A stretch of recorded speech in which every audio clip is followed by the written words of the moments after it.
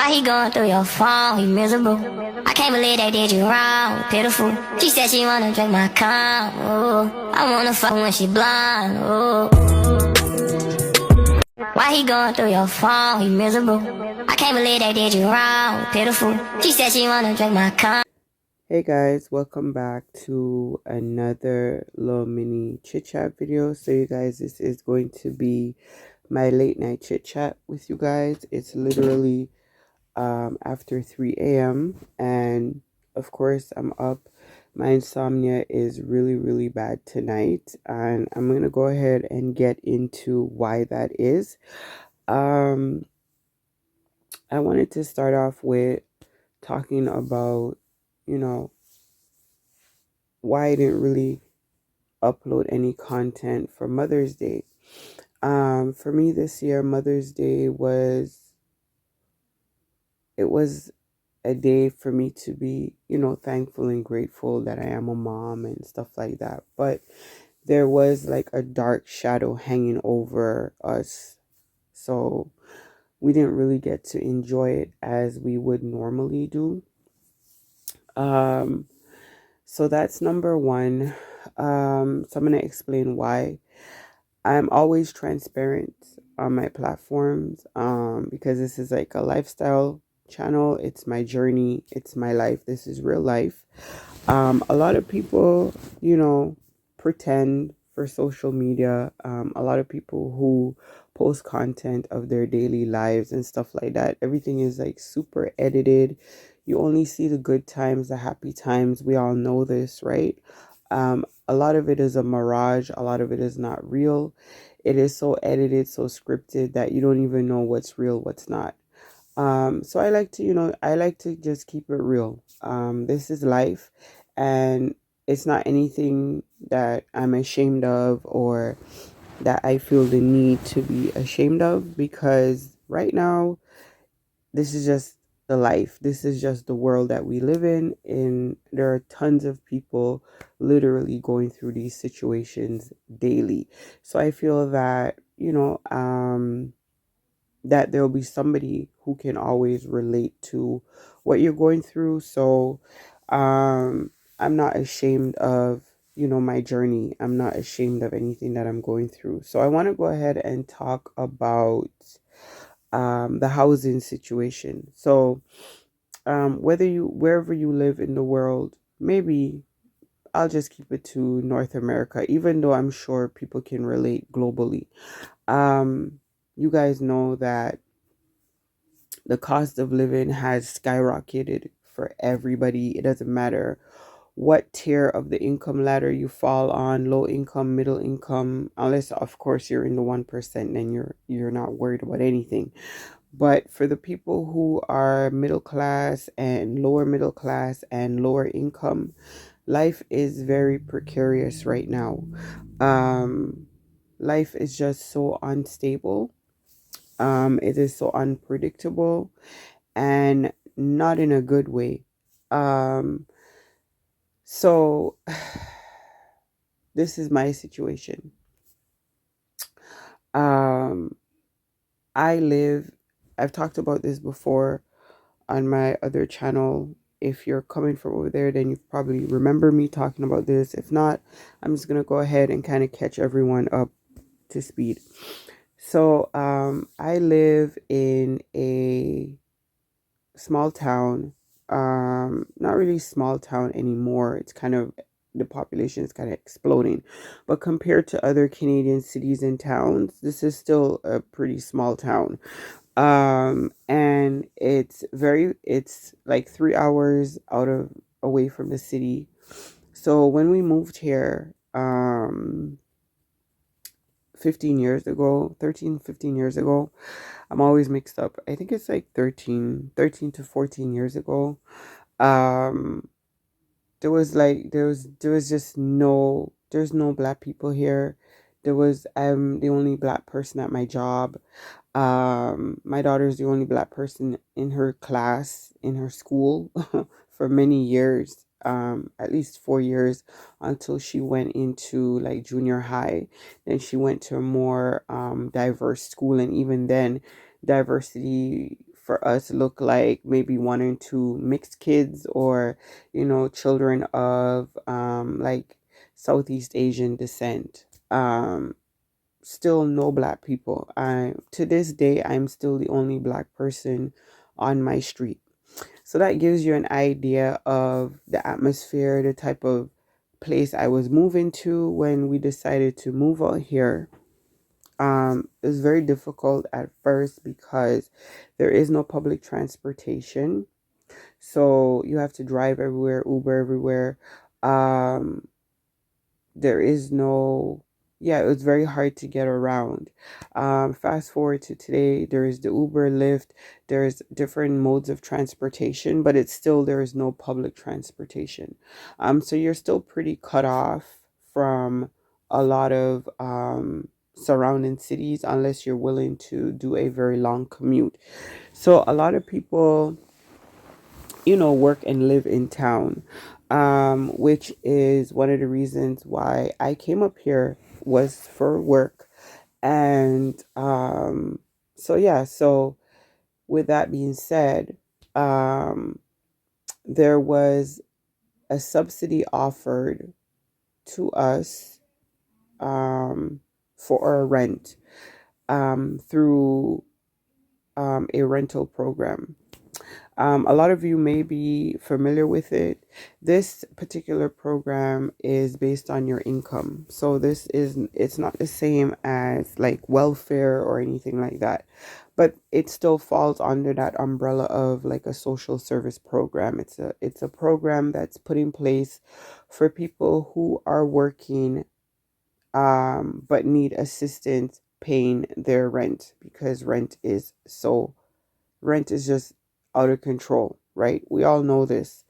Um, so when I first moved up here, I was given that assistance, and it's something that you have to renew yearly, based on, again, on your income, your self-employment income. You guys know I'm an entrepreneur. That means I work for myself. And I also have a quote unquote traditional 9 to 5. It's not really a traditional 9 to 5, but I do work a traditional job as well. Um, so yeah, so every year you have to submit that information, and they pick through it with a fine-tooth comb, and they do this and that. They make sure that you're within the criteria to maintain your subsidy. Um and this is like something that's huge for a lot of people who live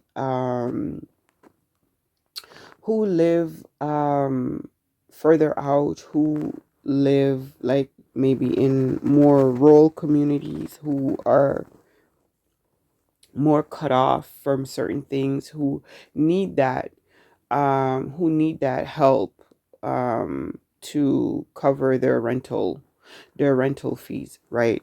um because a lot of people, you think Toronto is expensive. Everybody knows the rental market is like ridiculous. It is so crazy expensive. Big cities like Toronto, Montreal, Vancouver, Calgary, these cities are considered the big cities, and people are living, uh, like a one bedroom could have like 3 4 people. A 2 bedroom could have like up towards like even 6 7 8 people. The housing crisis is out of control. um so daily your housing situation is very precarious. So this year, and I just want to mention this, or we can't, I have to be careful what you disclose and stuff like that. um but we had the same people handling our stuff for the last 10 plus years. And then that person retired, or whatever, and so there's a new person. I've never seen, spoken to, or interacted with this individual. I sent in the information that was required for my renewal, And I waited. It's been like a month and a half go by, and then I get a letter in the mail. Basically asking me for information that is not applicable to my household, and it doesn't apply to us, right? So it's not even a matter of, we've done something, or, we didn't submit something. It's simply the fact that the person who is going over this information is asking us for information that is not applicable to us. And when I tell you, trying to get a hold of someone to speak to has been near impossible. I've sent emails, I've called, left messages, no response. It says that they're supposed to respond with like the next business day or whatever have you. It's been like the 9th, now it's the 14th. So I guess, or the 13th. Let me just check. I don't even know what date it is. Oh, it's the 14th, right? So discount the weekend. It's been more than 48 hours. Not only did I email and message the individual, I also I messaged their boss, and I emailed someone else, another email that I was given, and still no response. So, of course, you guys can understand how stressful that is for me. It literally ground my whole world to a halt. Okay, because I'm the type of person who, when I get stressed out, I literally cannot focus on anything else other than what is stressing me out. Like, if I have to solve that problem before I can literally move on. And that's a problem when you're taking care of family, you're you have your job, and then you have your businesses, and you have like stuff that you're trying to do. Housing is like the most important thing, especially in a country where the climate, it's cold like 60% of the year. Okay, guys, it's winter like a large part of the year. Summer, fall, spring, those are like little, maybe 3 months here or there. But a huge majority of the year it's freezing. Everybody knows this about Canada. So being homeless is like one of my biggest fears living in this country. And right now, the homelessness in Canada is out of control. We've had like such a huge influx of people and not enough housing to supply that demand, that housing prices, rental prices is through the roof. You can pay $3,000 for a one bedroom apartment in the city. Out in the suburbs, people think like, oh, you live out in the country, it must be cheap. Well, it's not. I literally have a condo building that just went up outside of my home. A one bedroom was already at 1 point something million dollars. Where I live is considered prime real estate. Um, People just crave that whole small country living these days. There's like a mass exodus from the cities because of the violence. Every day now, you turn on the news, there's some murder, some shooting, some stabbing, something going on. There's something going on. The use of drugs is out of control. And we have the homeless situation. You have so many people ever since COVID came through that have lost everything: jobs, house, everything.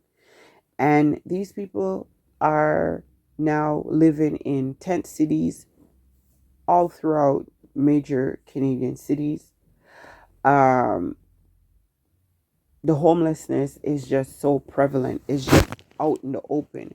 Before, it used to be, little pockets here and there. Now it's everywhere. It's even come to this small town, which petrifies me for many reasons, right? Um, I'm just worried that, you know, what's going to happen if this lady, for whatever reason, and I have a few theories, for whatever reason, she decides to pull my subsidy, my shelter situation becomes very volatile, right? Like I said, this is something that a lot of people are dealing with, so it is nothing to be ashamed of. I make good money, but the cost of living, of course, the middle class, um, is just not enough to cover everything, right? Which is part of the reason why I decided to become an entrepreneur, is to supplement, which a lot of people have had to do, supplement their income, boost your income. I've always talked about the fact that you need multiple streams of income, but that's just to survive, guys, especially in the world that I live in. That's just, if I begin to list all the bills I pay monthly, you know, there's another factor. I did talk about this in my other channel, on my other channel, I'm sorry. The fact that I was married, legally separated, um, you know, there's been a shift in my household. You go from a multiple income household down to a single income household. That is a huge effect on the whole situation, which is kind of how we ended up needing the subsidy in the first place, because it was just not feasible. It was just not feasible on a one income household. This area that I live in is so freaking expensive, guys. Like, it's just so expensive that a single individual with a single income, it's just really, really tough. The only thing that has been keeping us afloat these years is the subsidy on the rental, and the fact that I make enough money to survive and to move around and to do this here and there that I need to do, right? So the minute, and again, like, a lot of people are living this kind of by the thread life. The minute there is a shift in anything, it throws everything up in the air, right? So just very simple, coming home and getting that letter in the mail has literally turned my whole world upside down. That security that I felt is not there. And I have to honestly say, I am super worried and super stressed about it. Now, I'm the type of person who is like, I'm going to have my freak out moment, but I'm going to get to a solution, and I'm going to, execute a plan to protect myself and, my child and all that stuff. However, at turning 46 this year, I never thought I would have to do this. I never had to deal with this stuff like in my 20s and 30s. Like, I've always had career. I've always made good money. I've never really had to deal with any type of threat of homelessness. I think the most I've ever had to do was like sleep on my cousin's couch for like a week while my apartment was being painted, my new apartment. And we stayed with them for like a week. And after a week, I was ready to go.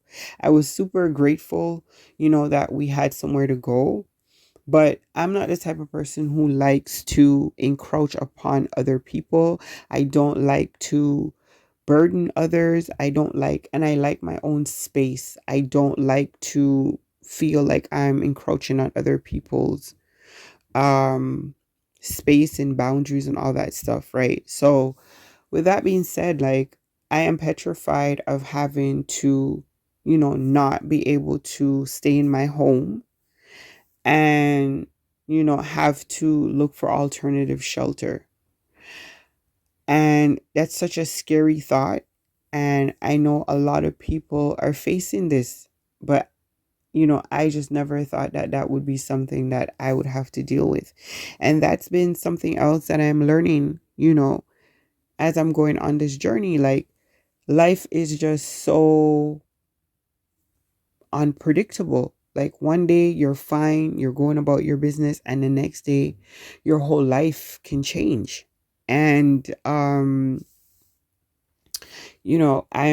hoping and praying that I can get to a solution. But if I can't, we'll have to make alternative arrangements. And I don't even know what that looks like. It's very scary to think that, I could be homeless. Like, I know it's such a scary word to say, but that's like the long and short of it, right? Because I will not be able to stay in my home if they pull my subsidy. Um, that's just the reality of the situation. It is way too expensive to pay on my own and be able to live, right? I could pay it, but I wouldn't be able to survive.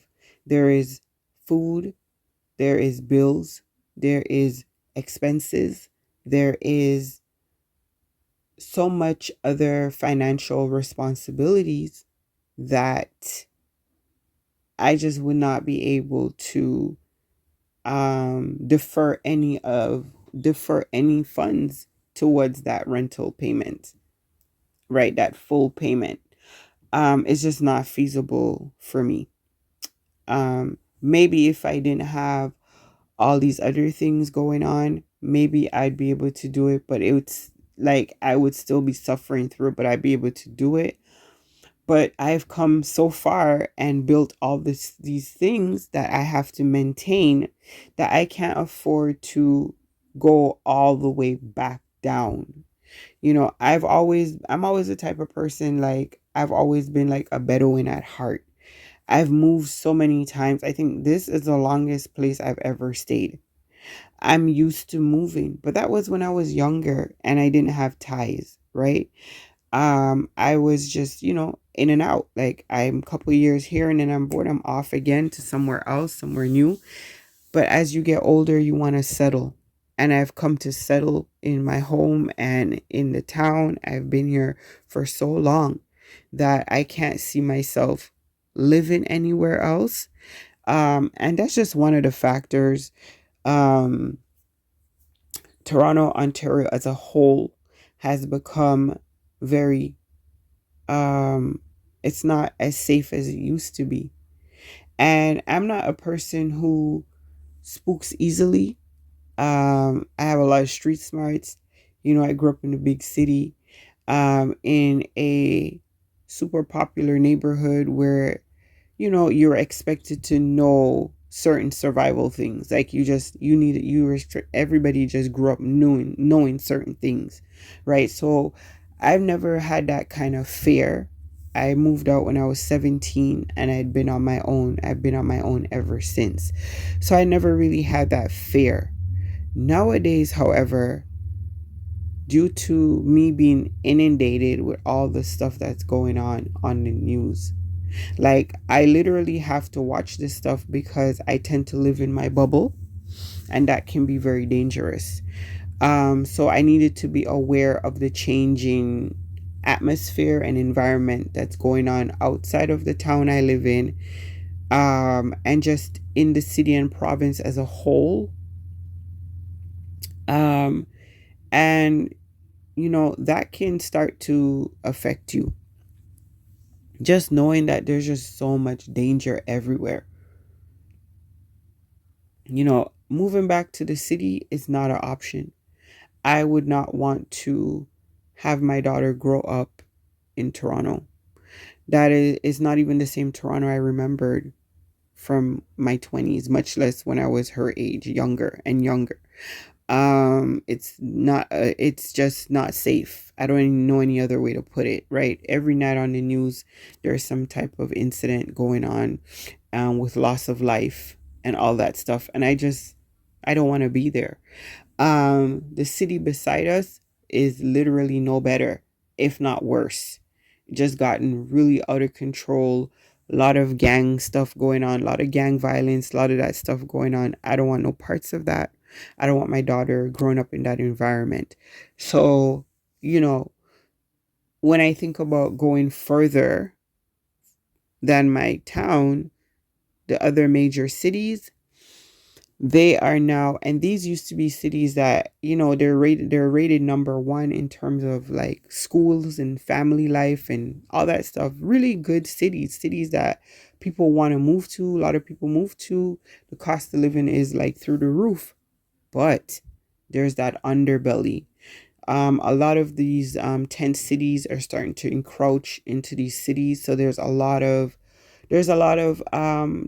people with different problems on the streets, mental issues, addiction issues, homelessness issues, just a lot of people just all congregated and thrown in together, which makes the situation very dangerous, for everyone, right? So now I'm just like, okay, where are we gonna go?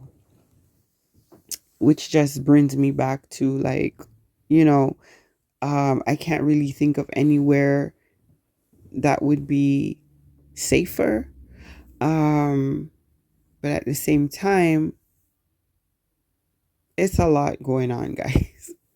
So yeah, I just kind of wanted to come on and just open up about that since I'm having trouble sleeping and it's just my insomnia is just out of control tonight. I don't even know if I'm gonna get to bed. And I have a grocery delivery coming at 10 in the morning, and I have to be up at 8 o'clock. I have to take my daughter. And I can't even see sleep in sight. But yeah, guys, I just wanted to kind of open up about that. If you can relate to what I'm going through, if you've gone through something like that before, or if you're dealing with something like that before, if you're dealing with something like this, or you've dealt with something like this before, let me know in the comments. If you have any encouraging advice or words or whatever the case may be, you can leave it there as well. I do appreciate that. Any type of positive feedback will be great. I'm going to keep you guys posted with what's happening because this is part of my journey. I do want to document what's going on. It helps me to kind of deal with the stress of everything. Having, like I've said before when I've done these videos, not really having people to talk to is not good. So if you do have a platform where you can feel safe, it's a safe space, and you can unburden that stuff, it's very good to kind of let that stuff out mentally. It's good for the mental. So thank you so much. If you made it to the end of my little mini video, if you listen to what I'm saying, all that stuff, I do appreciate your time. Don't forget to like, comment, subscribe, all that good stuff. And we will catch up with you guys in another video. Stay up and stay blessed, guys. Deuces.